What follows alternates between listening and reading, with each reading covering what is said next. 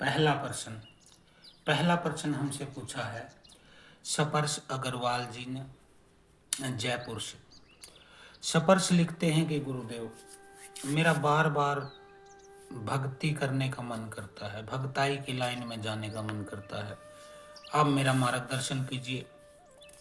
मैंने सुना है कि गुरु के बिना ज्ञान नहीं है और गुरु के बिना कोई भक्ताई के मार्ग पर सफल नहीं हो सकता है। मैं आपको गुरु बनाना चाहता हूँ, आपसे दीक्षा लेना चाहता हूँ, तो मेरी शंका का निवारण करें। दूसरी बात गुरुजी, मेरे साथ जीवन में बहुत गलत हो रहा है। मैं जो कुछ भी काम धंधा करता हूँ वह चौपट हो जाता है। घर वालों से मेरी बनती नहीं है। अब तो घर वालों ने बोल दिया कि तू अपना अलग काम कर ले, अपना अलग कमा, अपना अलग खर्चा कर, क्योंकि हम कब तक तुझे खिलाएंगे। भाइयों ने साफ साफ बोल दिया है कि अब हम बंटवारा करेंगे, तू अपना अलग काम कर, हम अपना अलग काम करें। तो अब मैं क्या करूं गुरुजी? तो बेटा सपर्श, तुम्हारी बातें सुनकर लगता है कि तुम्हें जीवन में यह ही नहीं पता है कि तुम्हें जाना कहाँ है। अब जिस व्यक्ति को यह ही नहीं पता है कि मुझे जाना कहाँ है, तो फिर वो कैसे सफल हो पाएगा? तुम्हारा बार बार मन भक्ताई को करता है और इच्छा जागृत होती है कि मैं भक्त बन जाऊं। यह एक अच्छी बात है और अच्छी बात यह मैं तब मानता हूं जब आपके जीवन में सब कुछ ठीक ठाक है, आप सुखपूर्वक शांतिपूर्वक रह रहे हैं, तब भक्ताई करने का समय आता है। क्योंकि प्रकृति का नियम है, जब तक आप भूखे हैं, आप नंगे हैं, आप भिखारी हैं, आप गरीब हैं, तब तक आप भक्ति नहीं कर सकते हैं। बिल्कुल भक्ति नहीं कर सकते हैं। भूखा आदमी क्या भक्ति करेगा? जिसके पेट में रोटी नहीं, वह कैसे भक्ति करेगा? मेरी समझ में नहीं आता है। वह खाली भगवान के आगे बैठकर रो सकता है, शिकायतें कर सकता है, अपना दुख प्रकट कर सकता है कि हे भगवान मुझे रोटी दे दे, हे भगवान मुझे कपड़ा दे दे, पैसे दे दे, स्त्री दे दे, घर दे दे, सब कुछ तो दे दे। तो वह भक्ति कैसे करेगा? जिसकी प्रार्थना में कोई मांग हो वह प्रार्थना नहीं होती है, और जिसकी प्रार्थना मौन हो जाए उसकी प्रार्थना प्रेम बन जाती है। जिसके भीतर प्रेम होता है तभी तो प्रार्थना उसके मुख से निकलेगी। भक्ति कौन कर सकता है? परमात्मा की प्राप्ति कौन कर सकता है? परमात्मा की प्राप्ति अमीर आदमी कर सकता है, कि जिसने पहले सोचा था कि मेरे पास पैसा होगा तब सुख मिलेगा। वह पैसा कमाता है जीवन भर पैसा इकट्ठा कर लेता है, बहुत ज़्यादा इकट्ठा कर लेता है, घर खरीद लेता है, अच्छे महल में रहता है, कोठी में रहता है, महंगी से महंगी गाड़ियों में सफ़र कर लेता है, अच्छे घर से उसका रिश्ता होता है, उसके बच्चे विदेशों में पढ़ते हैं, बड़े बड़े कोर्स करते हैं। लेकिन अब वह देखता है कि मैंने घर पा लिया, पत्नी पाली, सुंदर बच्चे हो गए, सब सेट है, पैसे की भी कोई कमी नहीं है, लेकिन सुख अब भी नहीं मिला है। अब उसके मन से एक त्याग का भाव जन्म लेता है। और त्याग का भाव कब जन्म लेता है? जब आप चीज़ों को भोग लेते हैं। अब एक रसगुल्ला है, आपने उसे खाया ही नहीं, तो आप उसका त्याग कैसे करेंगे? आपको तो उसके स्वाद तक का पता नहीं, फिर छोड़ेंगे कैसे? आप अपने मन से बोलेंगे चलो ठीक है, मैंने रसगुल्ले का त्याग कर दिया, लेकिन आपको मिला ही नहीं। एक चीज मैंने सुना है, एक लोमड़ी भूखी थी और वह जंगल से गुजर रही थी, उसको खाने को कुछ मिला नहीं। तो उसने देखा कि एक बेल पर अंगूर लगे हैं, बहुत मीठे अंगूर थे वो। उसने सोचा कि चलो और तो कुछ मिला नहीं, ये अंगूर खा के ही पेट भर लो। लेकिन वह अंगूर थोड़ी ऊंचाई पर लगे थे ज़्यादा। उसने बार बार उछलती गई, लेकिन अंगूरों तक नहीं पहुंच पाई। आखिर में वह थक हार के गिर गई। अब उसने क्या कहा कि अंगूर खट्टे थे, ये मुझे बीमार कर देंगे, इसलिए मुझे नहीं खाने। तो जब मिलता नहीं है तो अंगूर खट्टे ही हो जाते हैं। यदि आपके मन में भक्ताई का कोई प्रश्न आ रहा है तो ये इसे मैं भक्ताई नहीं मानता, इसमें भी एक स्वार्थ है। और इसमें स्वार्थ क्या है? इसमें स्वार्थ ये है कि आपने देख लिया भाई जीवन में मेरे कोई सक्सेस नहीं है, कोई पैसा नहीं है, मेरा व्यापार करता हूँ चौपट हो जाता है, और आप हैं बनिया समाज से, और बनिया समाज में व्यापार ही जीवन का मुख्य केंद्र होता है। और जब तक किसी लड़के का व्यापार सेट नहीं होता है उसकी शादी भी नहीं होती है। अब आपका व्यापार सेट नहीं, शादी आपकी हुई नहीं, शादी नहीं हुई तो बच्चे कहाँ से होंगे, बच्चे नहीं होंगे तो जिम्मेदारी कहाँ से पड़ेगी, जिम्मेदारी नहीं होगी तो आप लगन से काम कैसे करेंगे। घर वाले आपको बोल रहे हैं कि तुम अलग हो जाओ, हम तुम्हारा सारी जिंदगी ठेका नहीं उठा रखा है, अपना करो कमाओ खाओ। तुम चाहते हो कि भगताई में जाके भगत बन के शक्तियां प्राप्त करके सिद्धियां प्राप्त करके मैं इन चीजों से उबर जाऊं। तो बात घूम फिर कर वहीं आता है कि भूखा कोई भक्ति कर नहीं सकता है। एक भिखारी के पास कुछ नहीं होता है लंगोटी के सिवा। अब मैं जाके भिखारी को बोलूं कि आप दान कीजिए, हमारे ट्रस्ट में दान दीजिए 50,000, 1 लाख, 2 लाख, 5 लाख, क्या भिखारी दान कर पाएगा? नहीं कर पाएगा, क्योंकि भिखारी ने कभी इतने पैसे देखे ही नहीं है, तो वो दान कहां से करेगा। भक्ति तब होती है जब आपके भीतर एक त्याग की भावना पनपती है। और त्याग की भावना कब पनपती है? जब आप चीजों को भोग लेते हैं, जैसे उस अमीर आदमी ने भोगा, घर उसका महल के जैसा, बड़ी बड़ी गाड़ियां उसके सामने खड़ी, नौकर चाकर घूम रहे, बच्चे विदेशों में पढ़ रहे, बड़े बड़े पदों पर कार्यरत। लेकिन अब उसने अंत में सोचा कि सब कुछ पा लिए, पैसा, पावर, सुख, संपत्ति, लेकिन अब भी सुख नहीं है, भीतर एक खालीपन है, एक प्यास है। यह पैसे से प्यास नहीं मिटेगी, बड़े घर से प्यास नहीं मिटेगी, यह प्यास मिटेगी परमात्मा के प्रेम से। और परमात्मा का प्रेम तब आपको मिलता है जब आप खुश होते हैं, आनंद में होते हैं, आपकी कोई मांग नहीं होती है, क्योंकि भिखमंगों की मांग परमात्मा स्वीकार नहीं करता है।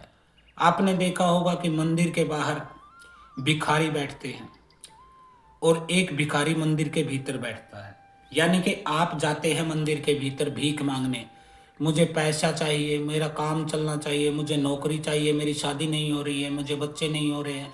आप क्या कर रहे हैं परमात्मा के सामने बैठ के? भीख ही तो मांग रहे हैं। अब आप भीतर से भीख मांग के आते हैं, बाहर मंदिर के बाहर बैठे वो लोग आपसे भीख मांगते, यानी कि भिखारी भिखारी से भीख मांग रहा है। अब एक भिखारी दूसरे भिखारी को क्या देगा?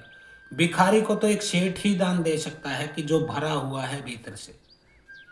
अब आप भरे हुए नहीं हुए हैं। खैर छोड़िए इन बातों को। यदि आपका अब भी भगताई का मन करता है तो इसके 2 कारण हैं।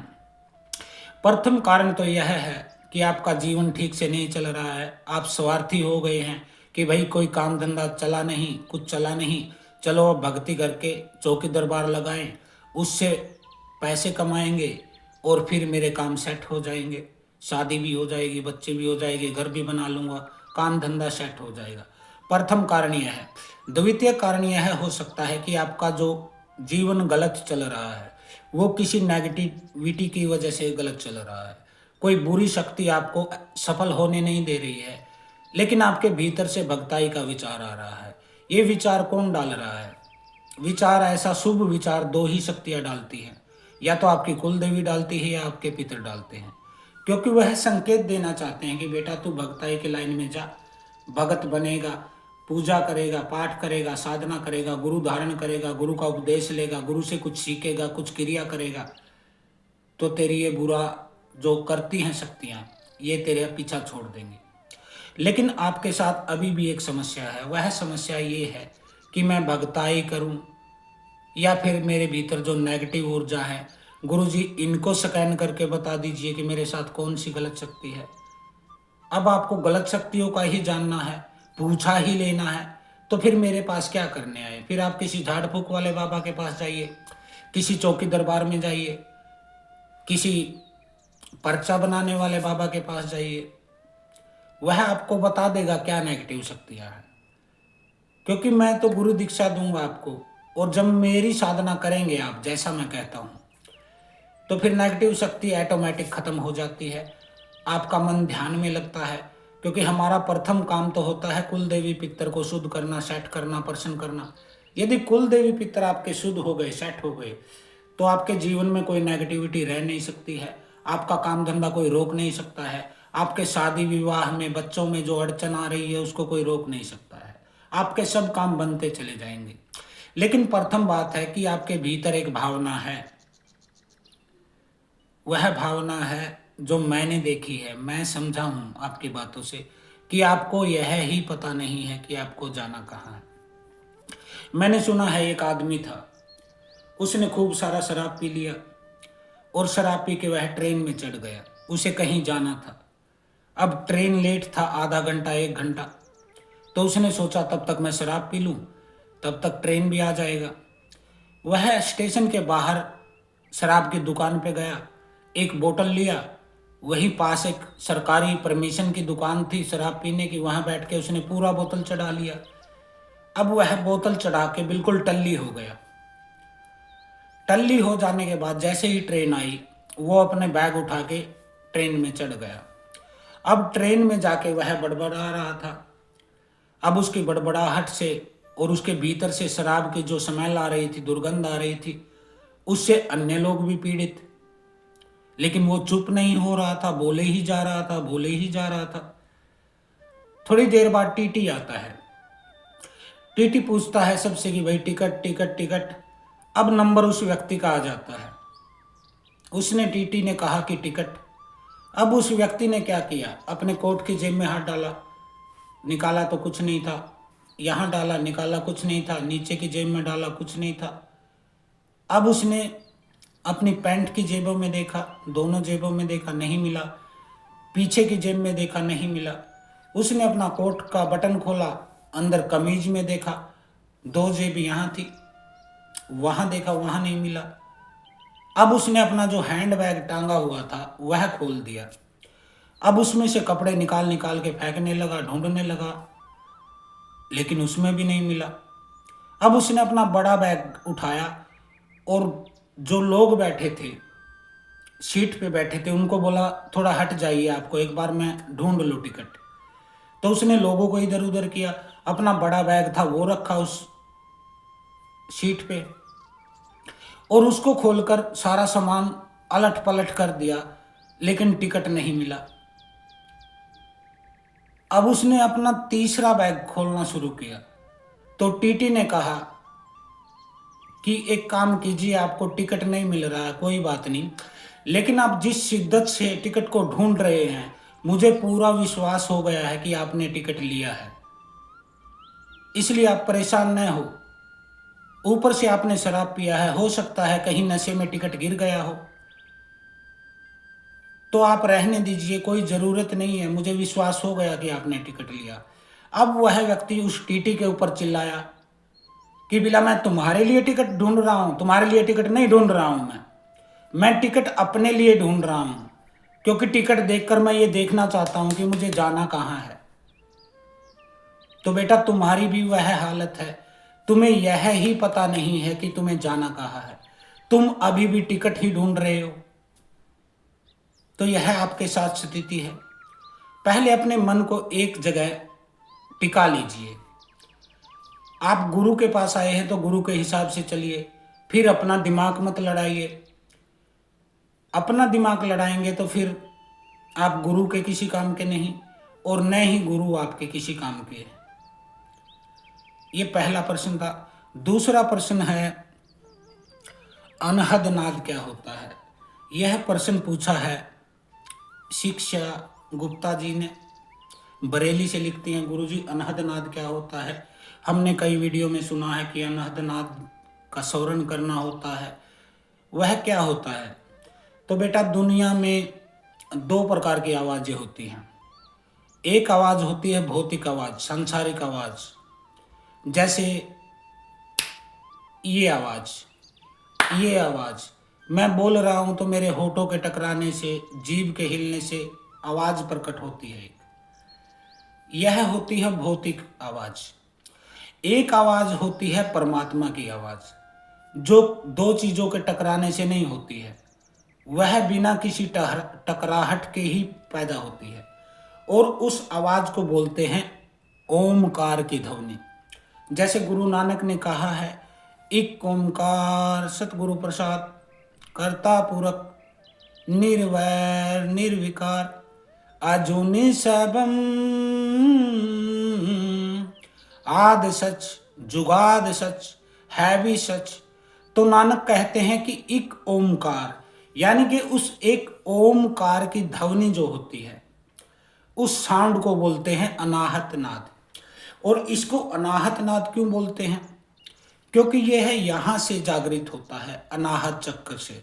अनाहत चक्कर मतलब आपका हृदय चक्कर। जब आप अपने जप से या फिर ध्यान से, अपनी साधना से अपनी कुंडलिनी की शक्ति को ऊपर की तरफ ऊर्ध्वगामी कर देते हैं और वह जैसे ही अनाहत चक्कर पर पहुंचती है, हृदय चक्कर तक वह आती है और इस चक्कर को भेद देती है, उस समय यह साउंड आपको सुनना शुरू हो जाता है।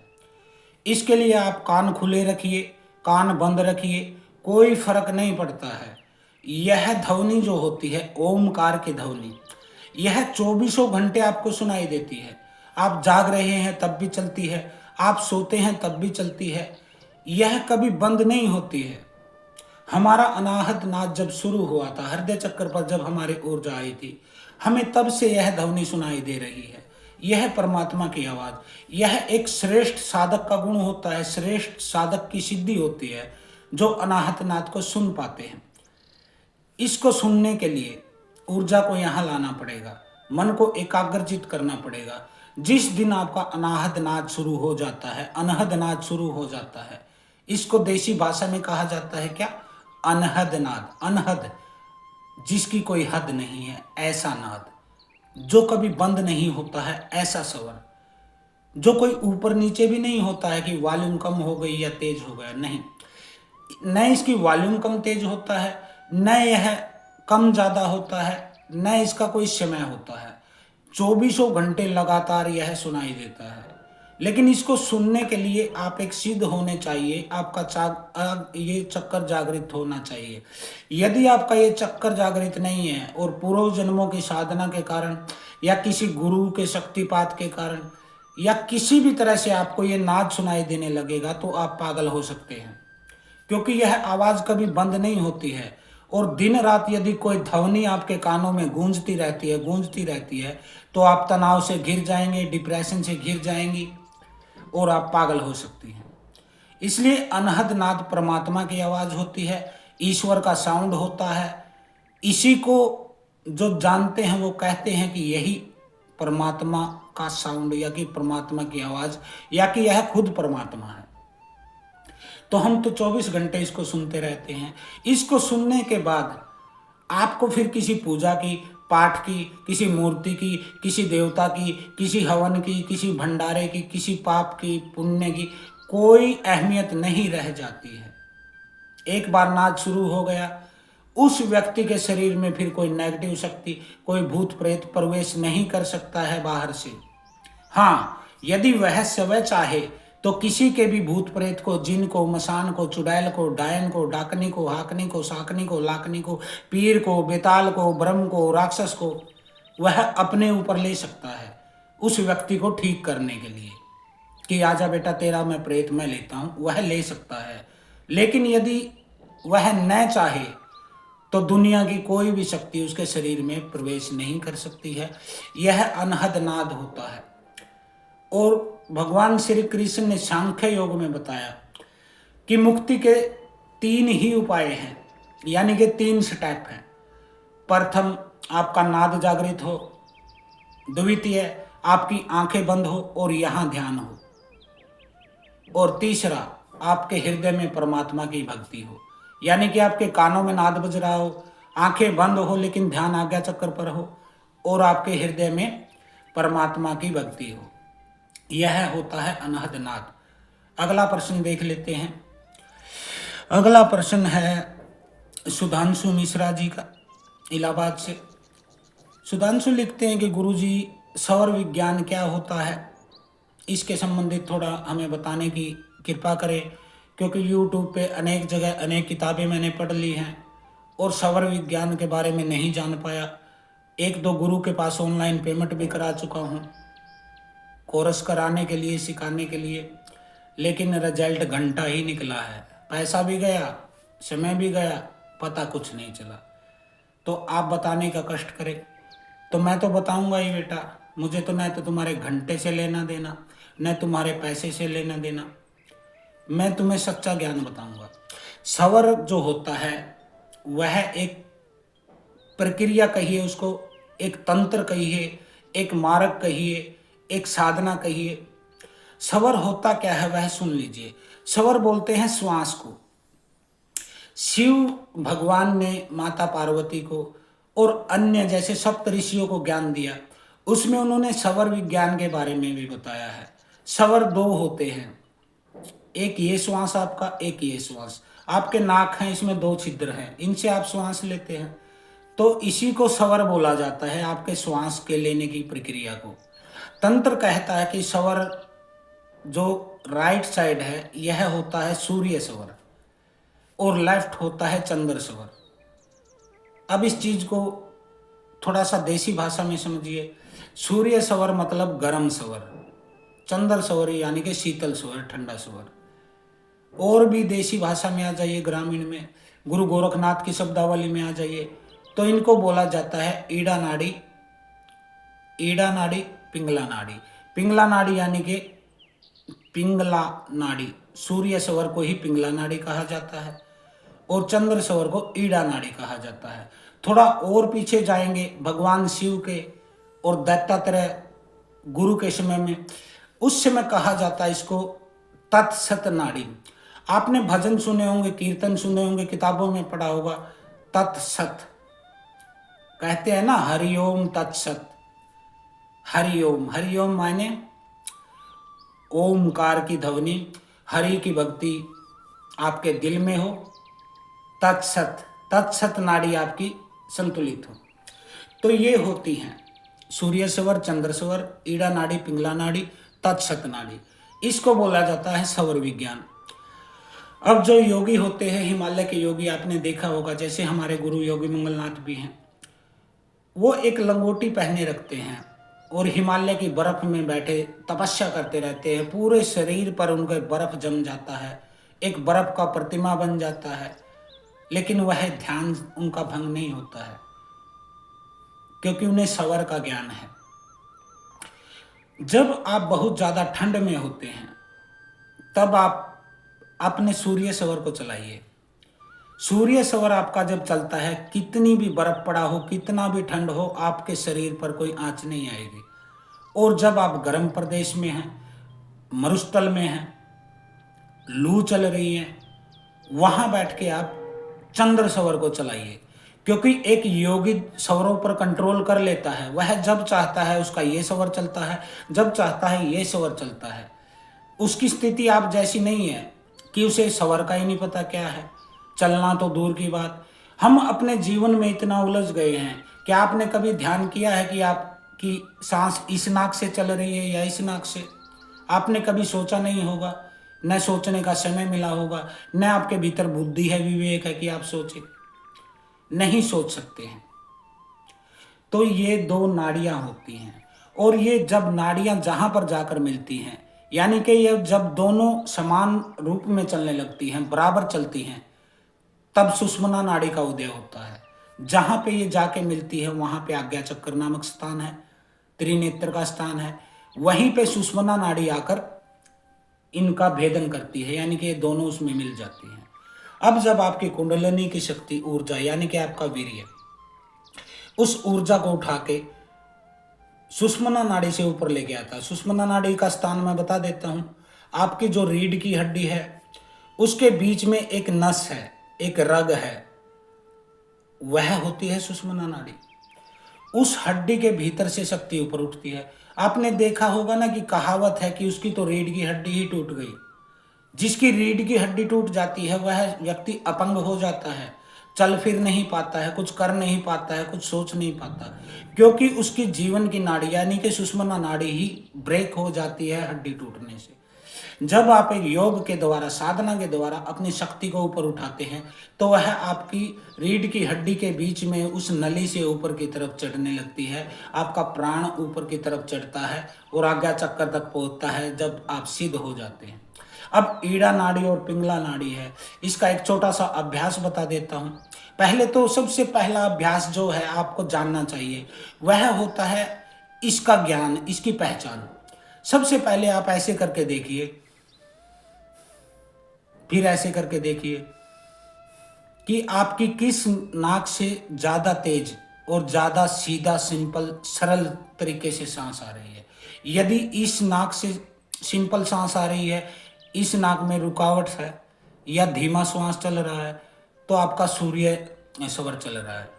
यदि यह आपका नाक रुका हुआ है, क्योंकि 24 घंटे में 2-3 ही समय होते हैं जब दोनों नाकों से श्वास ली जाती है, बाकी पूरा दिन पूरी रात आपका एक ही नाक चलता रहता है, कभी ये चलता है कभी ये चलता है। आप चेक कर लीजिए। यदि ऐसे आपको चेक नहीं करना आता है तो उसका भी इलाज मेरे पास है, क्योंकि हम एक सिद्ध गुरु के शिष्य हैं जिसने अपना पूर्ण जीवन अपने गुरु के चरणों में समर्पित कर दिया, तब पाया।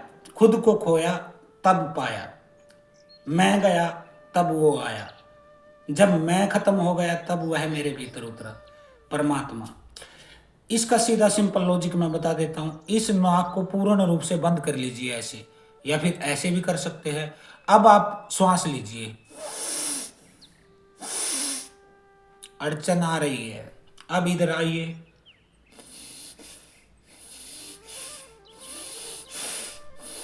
ऐसे करके भी आप जान सकते हैं। जिस नाक से आसानी से श्वास खींच सकते हैं तो इसका मतलब उस समय वह स्वर चल रहा है, और जिस नाक में रुकावट है, आवाज आ रही है, आपको जोर लगाना पड़ रहा है खींचने के लिए,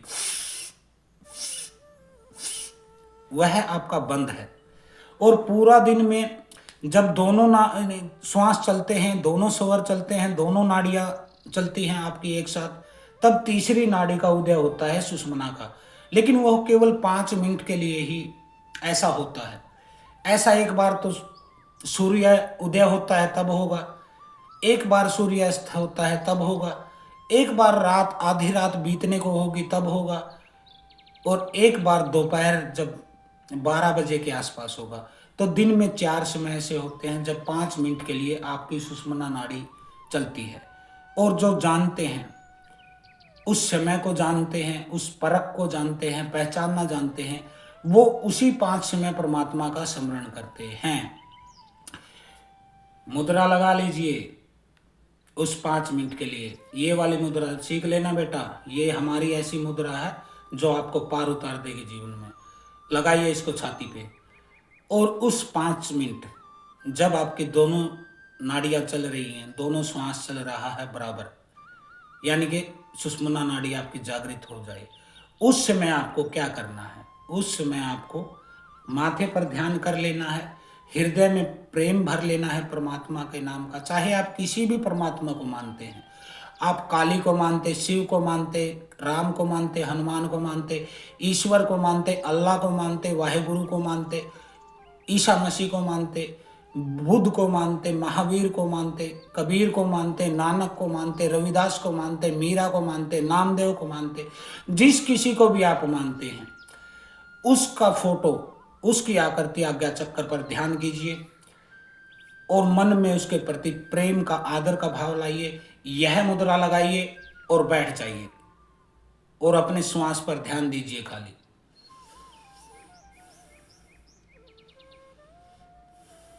यदि आप 5 मिनट भी रोज का पकड़ लेंगे उस नाड़ी को, अगले 41 दिन में आपके हृदय चक्कर का भेदन कर देगी आपकी कुंडलनी, और इसका भेदन होते हुए आपका नाद शुरू हो जाएगा, अनहद नाद, अनाहत नाद, ईश्वर का संगीत बजने लगेगा आपके भीतर, और आप बन जाएंगे क्या?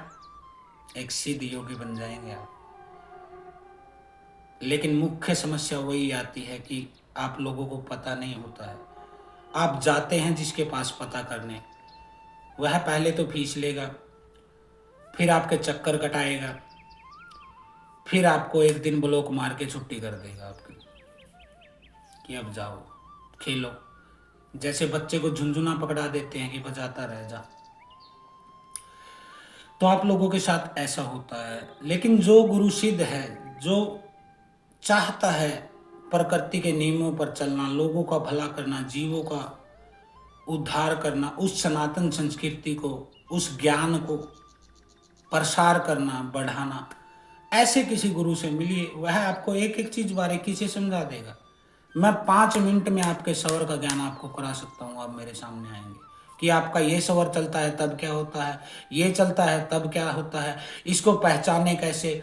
इनको हम अपनी मर्जी से चला सकते हैं। मैं चाहूं तो पूरा दिन ये ही स्वर चलेगा, और चाहूं तो ये ही चलेगा, और चाहूं तो दोनों चलेंगे, यानी कि सुषुम्ना जागृत हो जाएगी। तो स्वर शास्त्र का यह छोटा सा ज्ञान था। आपको यदि सच में ही कुछ करना है, सीखना है, तो आप मेरे पास आ सकते हैं। 10 मिनट लगेगा मुझे। वो बोलते हैं गुरु के शब्द की चोट ऐसे चुटकी बजाते ही आपके अंतर मन से जो भी कूड़ा कचरा करकट आपने किताबों से इकट्ठा किया, यूट्यूब से इकट्ठा किया, किसी गुरुओं के दरबारों से, चौकियों से, भक्तों से इकट्ठा किया, सब कचरा इकट्ठा कर रखा है। उसमें इतने बड़े बड़े ग्रंथ आपके पास रखे हैं जो आपने कई कई बार रट लिए हैं, लेकिन आपको अभी तक ये नहीं पता है कि सवर होता क्या है। तो आसान रास्ता हम आपको बताएंगे, क्योंकि भक्ति जितना आसान कोई कार्य है नहीं। इसको जटिल किन ने बनाया, किन लोगों ने बनाया? इनको जटिल उन लोगों ने बनाया जिनको आपका शोषण करना था।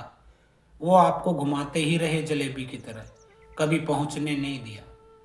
क्योंकि आप जब तक घूमते रहेंगे, उनके पैरों में गिरते रहेंगे, चढ़ावा चढ़ाते रहेंगे, उनका दुकान चलता रहेगा, उनका नाम होता रहेगा कि भला भगत के पास 500 आदमी बैठे रहते, 600 आदमी बैठे रहते। लेकिन जो कोई सिद्ध होगा, कोई योगी होगा, जो कोई सच्चा सदगुरु होगा, वह आपको अकेला ही मिलेगा, क्योंकि उसके पास बांटने को कुछ है नहीं। जो आ जाता है वह पा लेता है। लेकिन गुरु के पास एक ही शर्त पर आना है, पूर्ण समर्पण से, कि अब मैं नहीं रहा, अब तो आप ही हैं गुरु जी। बस मेरे भीतर भी आप, मेरे सामने भी आप। भगवान श्री कृष्ण ने अर्जुन को गीता का उपदेश दिया।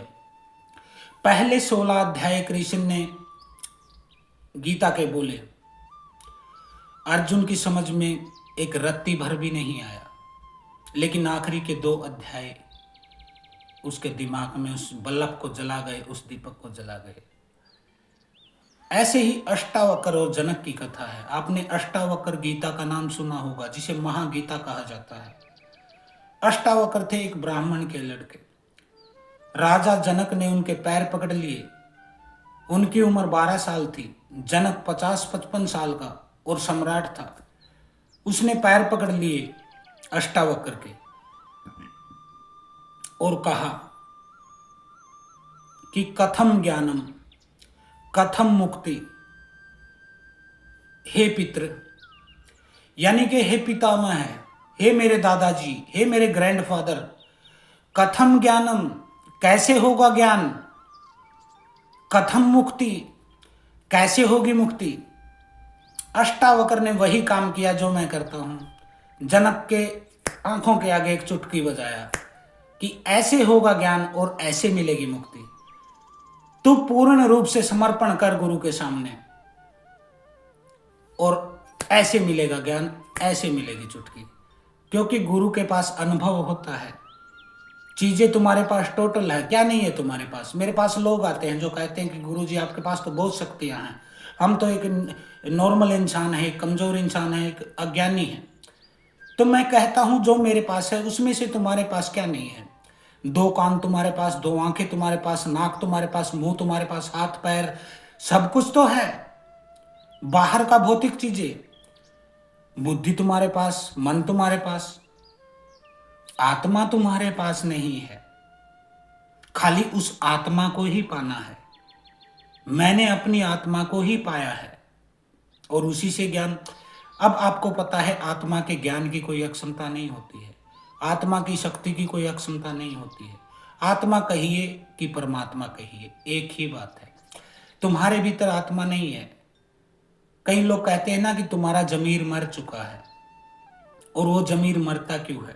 हमारी कामनाओं के कारण, वासनाओं के कारण, हमारी इच्छाओं के कारण हम इतना दौड़ रहे हैं उन चीजों के पीछे कि हमने अपने स्वयं को भुला दिया है, अपनी आत्मा को ही भुला दिया है। आपसे पूछेंगे आपका नाम, आप बताएंगे स्पर्श अग्रवाल, क्योंकि आधार कार्ड में लिखा है। माता पिता कहते हैं स्पर्श अग्रवाल, दोस्त कहते हैं, रिश्तेदार कहते हैं, लेकिन तुम्हारे भीतर जो बैठा है उसका क्या नाम है? क्या वो स्पर्श अग्रवाल है? तुम्हारी मृत्यु के बाद भी रहेगा वो, यानी कि आत्मा। स्पर्श अग्रवाल तो चिता में जल जाएगा, राख हो जाएगा, लेकिन वो तो फिर भी बचेगा। जो ये जान लेता है कि मैं जो हूं, जो संसार ने मुझे नाम दिया है, जो मेरा पद है, जो मेरी अक्षमता है, वह मैं नहीं हूं। मैं एक शुद्ध चेतना हूं, शुद्ध आत्मा हूं। वह व्यक्ति आत्मा को पा लेता है, वही सिद्ध होता है। ऐसे ज्ञान कचरा इकट्ठा करके आप सिद्ध नहीं हो जाते हैं।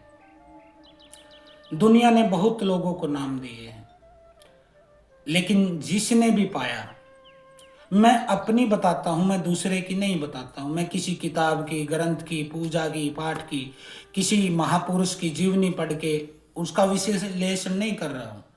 मैं स्वयं का बताता हूं। मैंने पाया है उसको, मैंने परमात्मा को पाया है। और मैंने उसको कहाँ पाया है? मैंने उसको अपने भीतर ही पाया है। पहले मैं भी बहुत बहुत घूमा हूं, बड़े बड़े धामों के चक्कर काटे, बड़े बड़े दरबारों में गया, बड़े बड़े धामों पे, 4 धाम यात्रा, काशी, उज्जैन, हर जगह मैं चक्कर काटते घूमा, लेकिन परमात्मा कहीं नहीं मिला मुझे। जहां भी मिला पत्थर की मूर्ति मिला है, जिसमें प्राण नहीं है, जिसमें कोई बोल के बताता नहीं है, जो मेरे सर पे हाथ रखता नहीं है। लेकिन जब पाया, इतना करीब पाया कि अपने ही भीतर है वो। इसीलिए तो कहते हैं आत्मा सो परमात्मा। जिसने आत्मा को पा लिया, समझ ले परमात्मा को पा लिया। हमने भी जब पाया तो हमारे गुरु ने हमारे सामने शब्द की चोट किया और कहा कि मूर्ख तू भटकता कहाँ है? जिसे तू बाहर ढूंढता फिरता है वो तो तेरे भीतर ही बैठा है। और तब गुरु के शब्द की चोट से हमारी आंखें खुली। वो भ्रम टूटा जो हमने अपने मन में क्रिएट कर रखा था, लोगों की सुन सुन के, कि वहां भगवान है, उस धाम पे ज्यादा शक्ति है, उस भगवान की पूजा करो तो ज्यादा फल मिलेगा। लेकिन जब गुरु के शब्द की चोट लगी, तब पता चल गया कि मैं ही परमात्मा हूं, मैं ही शिव हूं। तो आज के लिए इतना ही। हर हर महादेव। ओम काली। आदेश गुरु गोरक्षनाथ।